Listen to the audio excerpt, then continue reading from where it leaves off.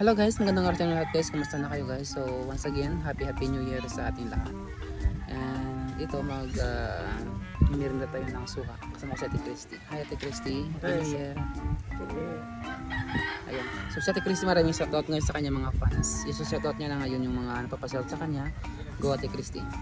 Shout out kay Joboy Alvarez, Likey Alvarez, Jonabel Alvarez, Jonelyn Alvarez,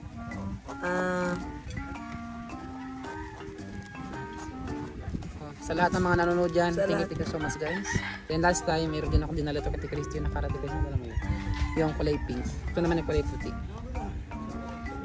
kaya na Joboy Alvarez ha. Hindi ka na magtatampo kasi out na kita. Mamaya meron kaming puntang lugar guys. Mamaya mga 5 o'clock. Ayan, nakita namin doon yung bundok sa taas.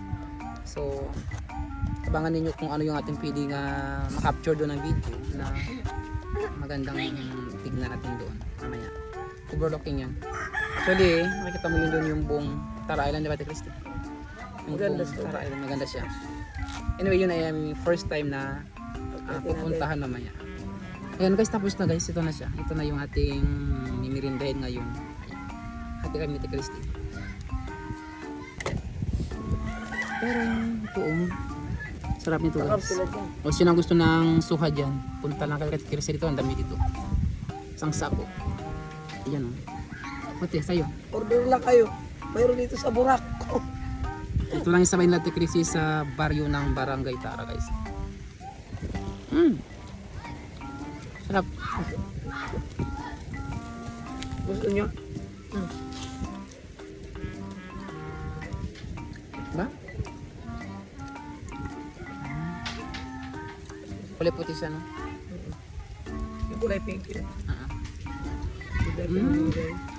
Sarap. Sarap siya guys.